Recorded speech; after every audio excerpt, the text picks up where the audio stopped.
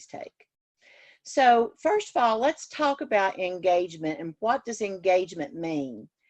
Because when I first started teaching, I had some student teachers that would I would say, you need to make sure that your students are engaged, and say, okay. And I said, well, you have to plan for engagement. And they say, okay. And then I'd get their lesson plan and they would write, students will actively listen, which is hilarious. You know, I understand, but I am laughing just a little bit. It's probably just a little bit mean of me. But really, just because you stick the word actively in something doesn't make it active. Like I say, well, she was actively sitting. She was actively sleeping. The word actively does not make it active. So we have to really engage our students, because that's how we learn. So what do we mean by student engagement?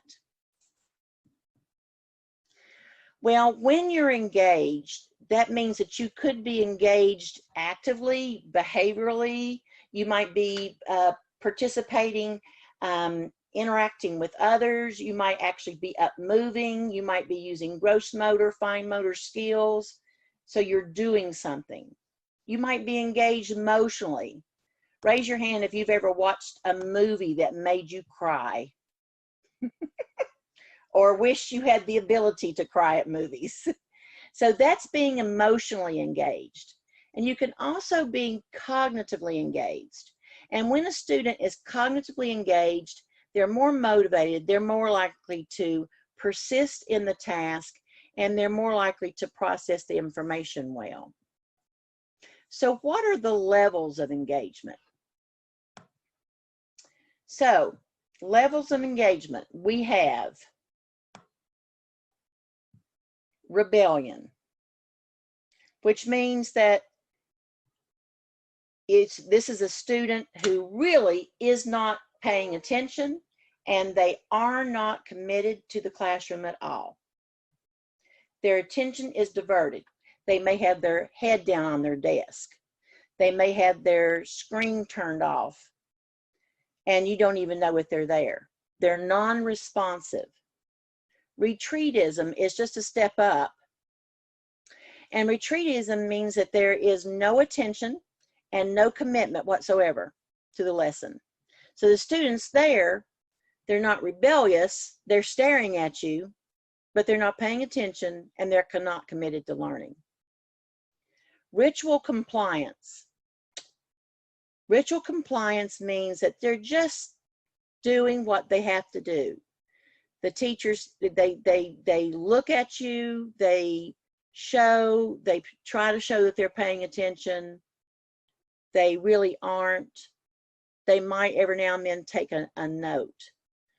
But strategic compliance and ritual compliance is what I see mainly with college students.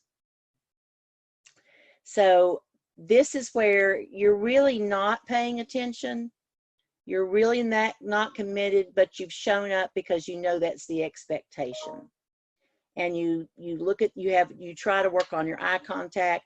You'll write something down occasionally to let me know that you're engaged. High attention and high commitment are where learning happens the most. So when we say engagement, this is what we're talking about. How do you get high attention and high commitment from your students? I didn't say it was easy. I just said you needed to plan for it. So we do have, don't think actually the poll is here, but I'm going to make it real quick, I think. No, actually, I can't do that. But I want you to just reflect real quick, and I want you to just go into the chat box and do not reply to everybody, because then I would see it and it wouldn't be private. But I want you to choose one other person, and I want you to tell them at what level of engagement you are. Just tell one person. Are you rebellion, retreatism, ritual compliance, strategic compliance, or are you engagement? Where are you right now with today's lesson? Don't tell me. I don't want to know.